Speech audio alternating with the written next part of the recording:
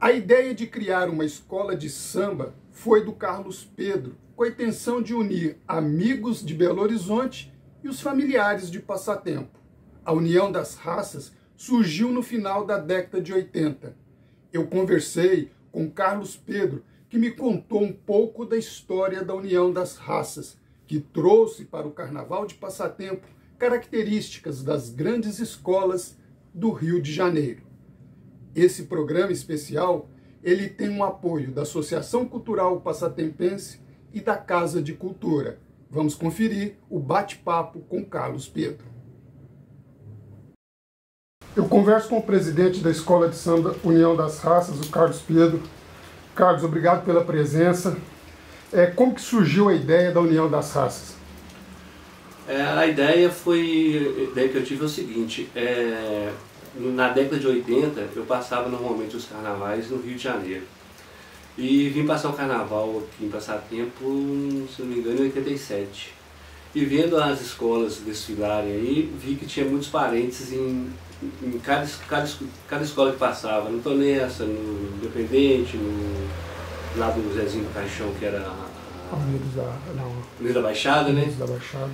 E então pensei, eu podia fazer uma escola para agregar os parentes que estão espalhados, né? Para fazer tipo uma coisa familiar mesmo. E lancei essa ideia, as pessoas que estavam aqui no carnaval agradou da ideia, então na Semana Santa nós viemos, na Semana Santa de 87, fizemos uma reunião para fundar a escola. Fundando, escolhendo o nome, e já em 88 fizemos o primeiro desfile. Então o primeiro desfile é de 88. 88. E durou quanto tempo? Na verdade, nós desfilamos em 88, que até teve o tema da abolição, né? Desfilamos em 89 e depois parou o carnaval, acho que a prefeitura, não me lembro bem, a prefeitura não fez, e foram 2 anos então. E no terceiro ano a gente estava preparando para vir, também não houve apoio da prefeitura, não houve organização, aí resolvemos não fazer a escola. Apesar de ter tido o carnaval de rua com o Unidos da Baixada e tudo, mas a escola mesmo que a gente, como se diz, agregava muitas pessoas para vir. E vir para uma cidade diferente de residência, sem uma estrutura e sem um apoio, né, estatal do município, não dava, aí preferimos parar.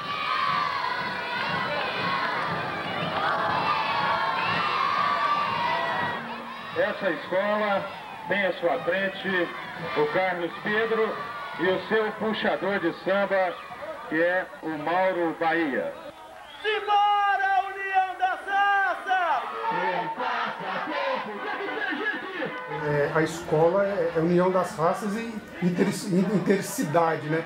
Ela trouxe pessoas de Belo Horizonte e Passatempo.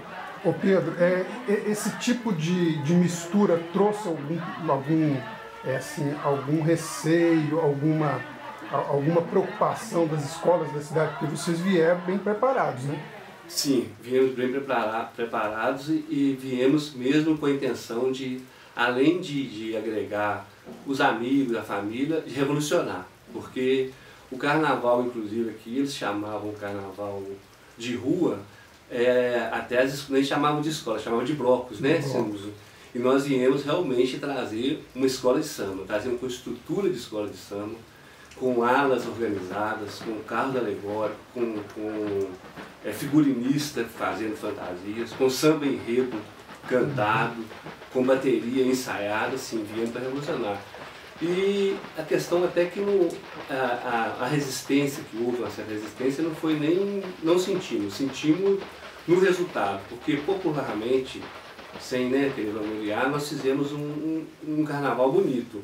E não fomos vencedores porque não era um carnaval de luxo, era um carnaval manipular de muita fantasia, muito samba, mas não eram fantasias luxuosas. E aqui existia uma escola, se não me engano, a Tonessa, né? Que falavam do Leginho e da Dona Marli, que realmente eram pessoas com fantasias glamorosas e tudo. Então, na hora do julgamento, me parece que não julgaram pelo carnaval, julgaram pelas fantasias. Aí nós ficamos em segundo lugar, mas no ano seguinte nós já vencemos o carnaval. Quem vai entregar o troféu de primeiro lugar é o nosso prefeito, senhor Renato José Gordilho. Vamos chamar para receber o representante da escola União das Raças.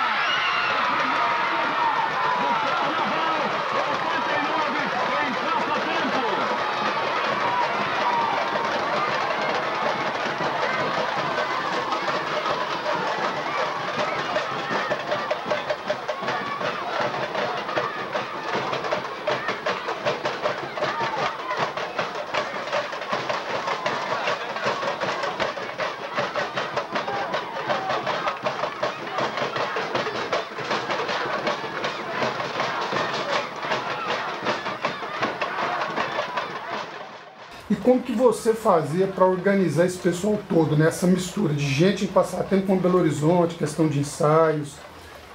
Na verdade, os ensaios da bateria, a bateria era praticamente de passatempo toda.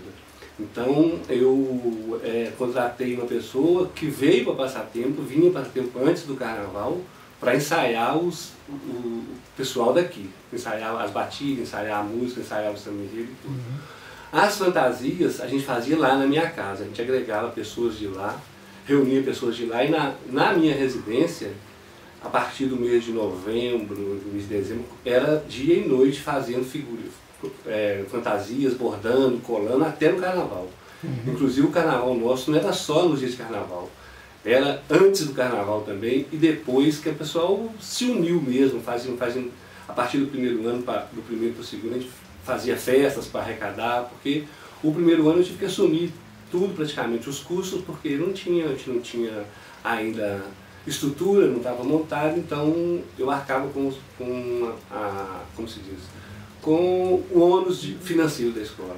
A partir do segundo ano a gente já tinha mais uma estrutura de que a gente fazia festa, fizemos festa no Parque de Exposição, na Feira da Paz, e as pessoas foram falando um para outro, muito parente em BH, lá em Contagem, reuniu tudo e a gente trazia 2, 3 ônibus lotados de lá, fora as pessoas que vinham de carro, juntavam com as pessoas daqui. E eu tenho assim umas imagens, o pessoal ficou concentrado no ginásio, não é isso? Pro segundo carnaval, sim. Que eu tenho umas imagens que mostram essa concentração, que era legal, né? Era legal, fechou tipo uma concentração mesmo, e lá no ginásio, assim, a gente tinha, como se diz, atividades sociais, tipo teatrinho. Dona Maria da Glória! Chamou! Vou te fazer uma pergunta. Se numa casa tem 20 pessoas, quase todas comem bife, quantos bifes eu preciso de comprar? 10!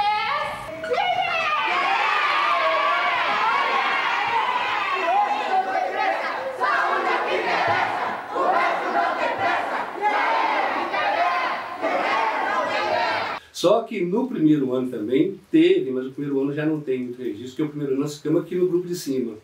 Mas não tinha imagens, a gente não preparou assim, filmagem, nem câmera, nem fotos, tem algumas das fotos espalhadas. Eu realmente também não tenho acervo.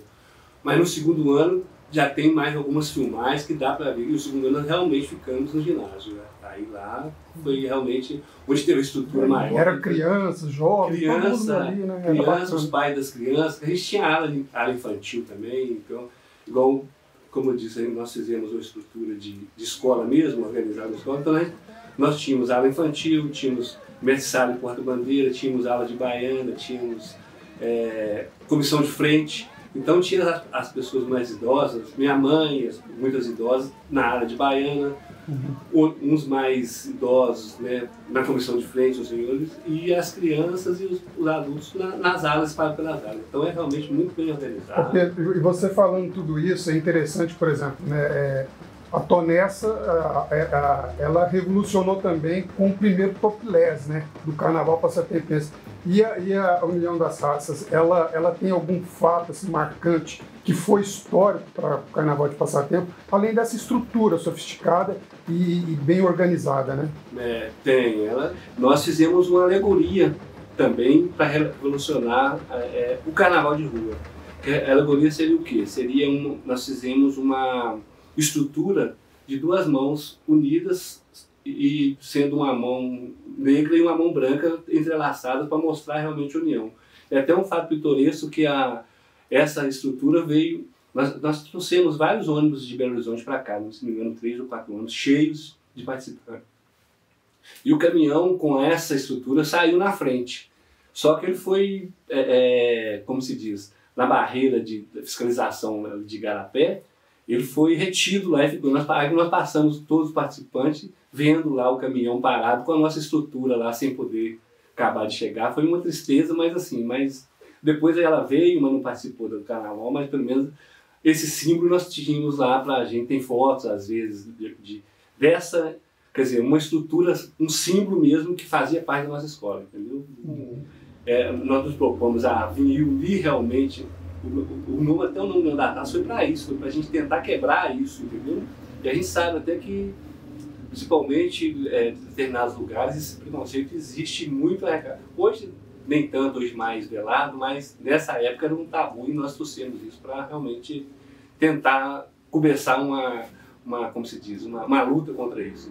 E isso também foi uma revolução, né? Isso também fez parte dessa revolução que nós nos propomos a trazer, que era trazer idosos para desfilar, trazer homossexuais, trazer lésbicos que tinha também, trazer negros, trazer brancos, trazer tudo. Foi realmente uma mistura que nós fizemos. E eu, pessoalmente, até com um certo receio da aceitação desse pessoal aqui, tudo, mas ter uma aceitação tranquila, na volta, pegar o feedback deles, como que foi, todos queriam voltar e muitos voltaram no ano seguinte porque teve uma recepção boa.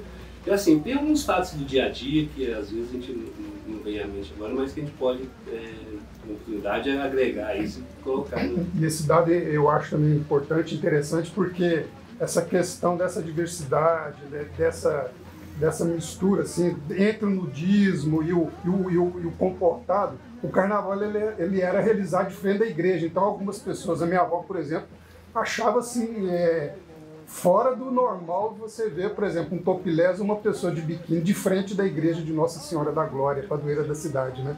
Justamente. E assim, eu tive um cuidado e um certo receio no discípulo pelo seguinte, porque, como eu te disse, eu tive uma estrutura, nós fizemos uma estrutura, tentando fazer uma estrutura de escola, como se diz, guardando as devidas proporções com carnavais maiores, mas aqui para a cidade nós fizemos uma estrutura de escola.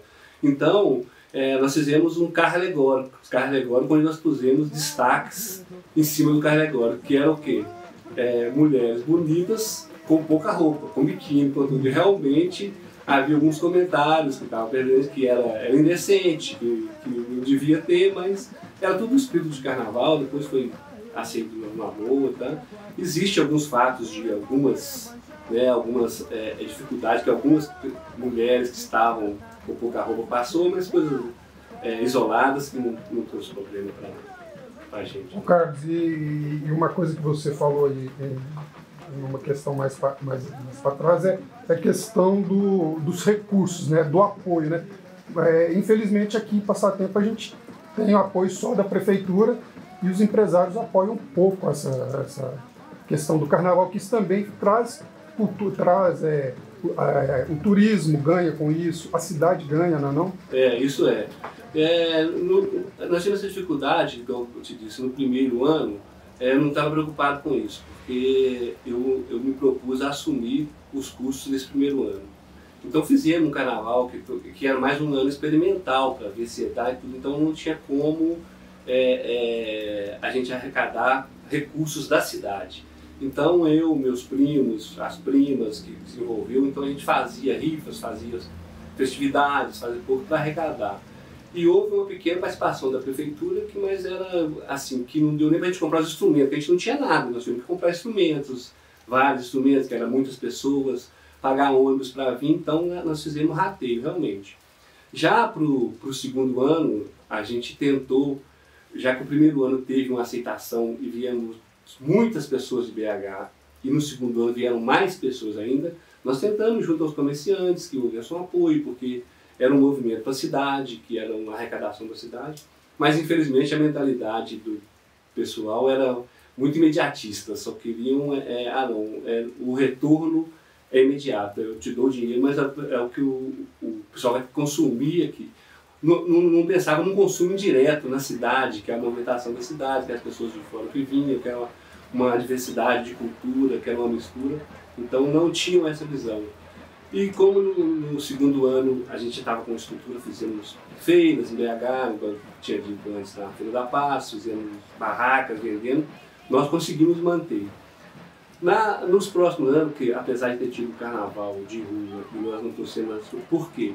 A gente não estava preocupado, nós tínhamos condições de autossustentar, mas nós precisávamos pelo menos de um apoio estrutural da prefeitura, que é o quê? Som na rua, isolamento de espaços e tudo, e isso não foi feito. Então não tinha como a gente vir com uma estrutura sem ter uma estrutura municipal para ajudar. Então por isso foi como se diz, desmobilizando, mas até hoje eu tenho cobrança de pessoas que vieram na época querendo que a gente volte a fazer o carnaval quando tiver.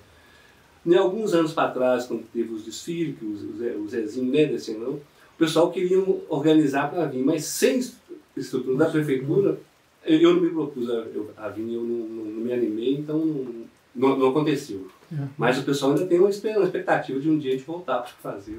E deixa eu te perguntar, é o seguinte, quando a gente vê, né, algumas imagens e o que você falou aqui, essa questão de ser uma escola bem estruturada, bem organizada, você chegou a pensar ou recebeu o convite para passar o carnaval ou levar a escola para alguma outra cidade, inclusive Belo Horizonte? Recebemos, porque até o figurinista, né, a pessoa que desenhava para a gente, fazia as desenhos, fantasias, que ajudavam a fazer as fantasias, ele é ex-participante da Escola de Samba de Belo Horizonte, que era Canto da Alvorada. Então, nos contatos lá, o pessoal que fez o samba para a gente, que compôs, também participava da Escola de Belo Horizonte, então chamaram para a gente fazer o carnaval em Belo Horizonte, mas eu não me propus, a minha intenção era fazer aqui em Passatempo, nasceu aqui, a gente continua aqui. Tivemos convites de cidades vizinhas, Oliveira, para a gente desfilar lá, Piracema, para a gente desfilar lá, mas como se diz, a nossa raiz era aqui, a nossa intenção era fazer o carnaval aqui, então eu não me sentia muito atraído para fazer em outro lugar. Você já tinha essa identidade cultural com a própria cidade? Com a própria cidade.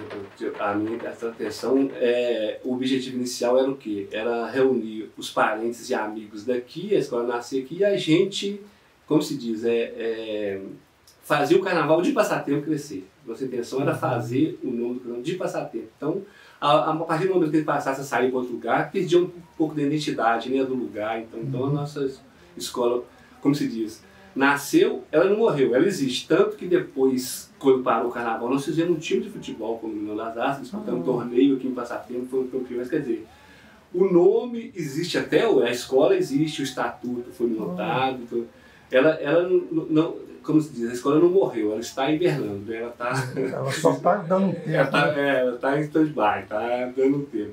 Pode, assim, se um dia voltar, já é a terceira geração das pessoas, porque muitas das pessoas que vieram hoje são avós.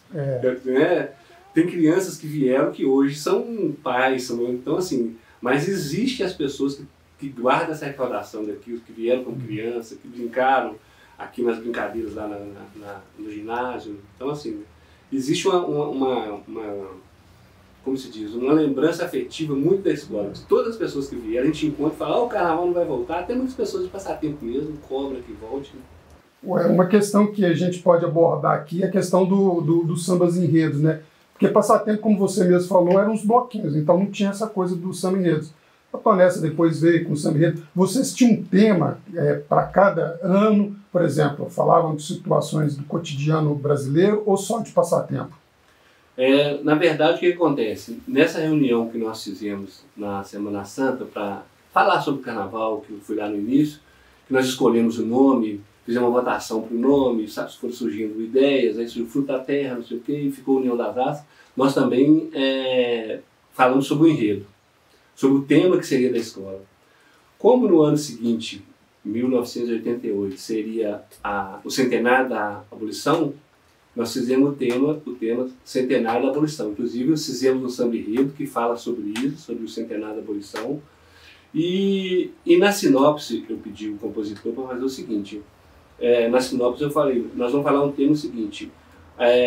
Como é a abolição, é o negro liberto das correntes, mas preso pela mente. por causa dos preconceitos, do próprio negro, o preconceito dele se sentir, às vezes, constrangido de certo lugar.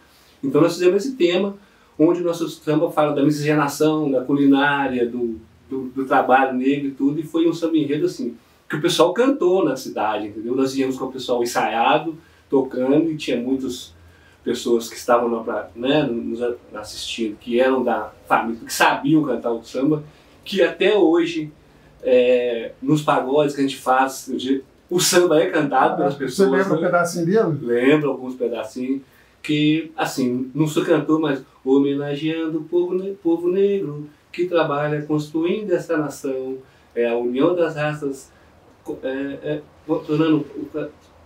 comemorando o centenário da abolição.